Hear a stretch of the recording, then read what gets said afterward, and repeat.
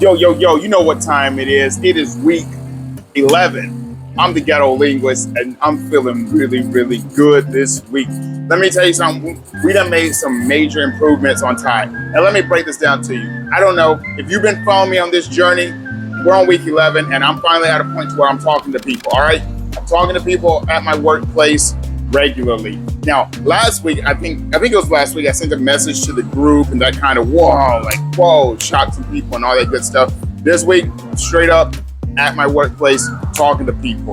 Some of the things, now don't get it bent. My Thai, it's not like I'm speaking all smooth and nice and pretty. It's ugly, it's hideous. I'm mixing English with Thai, whatever I gotta do to communicate. But mostly Thai, I'm talking to some of the folks at the workplace who don't know English. Those are the people who I'm talking to. And I'm talking to them in Thai. And of course, I got to dash in a little bit of English to try to get by because, while they don't speak English, they did have to say English as a kid, so they know a few words here and there. Basically, what are the kinds of things I'm saying? Well, first of all, I'm casually talking to them, just normal basic stuff. Yo, what's up? What you doing? Blah, blah, blah. But also, I'm talking to them about, I told them some of the issues I was having, like I don't have work shoes. I haven't had work shoes since I've been here, and I've gotten complaints from some of the higher ups. Why isn't he wearing work shoes? And of course, I don't speak Thai, so I haven't been able to tell them the issue. The issue is, in Thailand, the shoe size is really small. I have big feet, so there's just no shoes that fit me. And buying them online, they use Shopee and Lazada out here. But unfortunately, you do need an address and a number and all that. And I don't really know my address. All the folks that I'm living with are Thai, so I haven't really figured out how to get that down yet. I don't really have a good number yet. It's a weird system out here. So I haven't been able to get my shoes, and I haven't really been able to communicate that message to people. So I just been working my way up, but finally I've gotten to the point where I could communicate that to them and tell them, this is my problem. I don't know my address. I don't know my address, I don't know this and that, so I can't use Lazada, and the shoes here are too small. It was very rough, very difficult to get that across, but we got it across, and boom. They was able to help me out. We haven't gotten the shoes yet, but we did a little shopping online. I got a few tools that I needed, like this stand to hold my phone up while I talk, all that good stuff. So it's really looking good. Now, I think there's a few things I wanted to hit. Also, I don't know when my videos come out. I don't know how these things are ordered or structured, but basically, I don't study introductions for the most part. I studied just the basics so I could say something at the very beginning, but for the most part, I don't really spend time studying introductions, so I really don't know how to say, like, where are you from in Thai? So, because this is a question that people are going to ask me over and over as my Thai gets better anyway, so why should I waste my time studying things like where are you from and stuff? Okay, that's my logic. Just before I shot this video, I went to the store right across the street, and the lady at the store, she asked me where I'm from.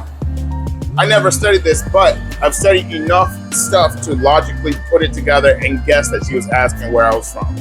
Because when she asked me, I don't know exactly like what country are you from? I don't know that. I got the idea she was asking something about where, and it's like, I don't think she's asking me where am I. She knows where I am. So, I just put it together. I just went for it. I just winged it, whatever. And I said, from America, baby. Well, I didn't say I'm from America. I said, I am American, And she was like, So then I chatted up with her a little bit, basic stuff. I'm living out here. I'm an English teacher, but I'm studying Thai, trying to get better every day and all that good stuff. Now, this is just to show you about, my logic. You don't really have to study an introduction. I talk more about that maybe in a later video, but you don't have to study introduction because as your Thai gets better and people start seeing that you communicate a little bit of Thai, they're going to start asking you questions. Dude, what's your name? Where you from? How long have you been here? Things like that. And so at that time, you can start kind of picking up as you go. But before then, there's really no reason to waste your time, in my opinion. And it just showed today. I didn't study where you're from in Thai. She asked me where you're from based off all the other Thai that I've acquired before, I was able to guess that she was asking me where I was from, and boom. All right. So that's the first thing I want to talk. Oh, the next thing. In other videos, probably later videos, I talk about language exchange, language partner, stuff like that. But just to hit on that a little bit,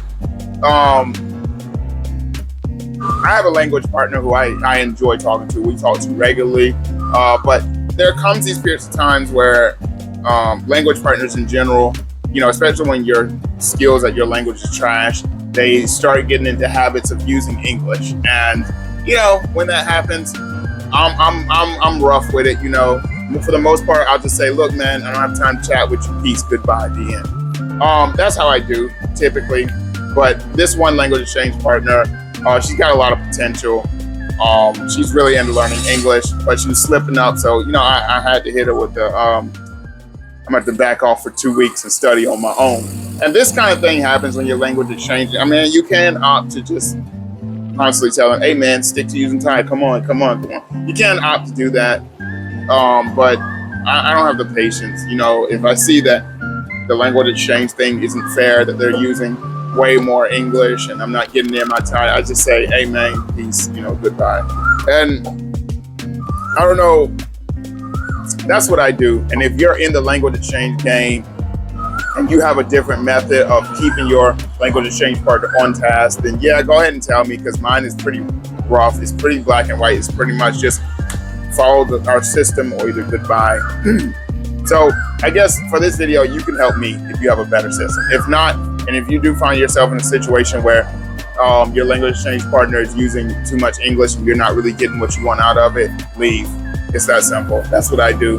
And if there's someone who's really good, which is very rare to find, then I still wouldn't say give them the pass, but you know, take a break, disappear for a while, you know, and then once you disappear, you find a new partner and assume they're going to find a new partner and whatever. But if they don't, then y'all can get back together, you know.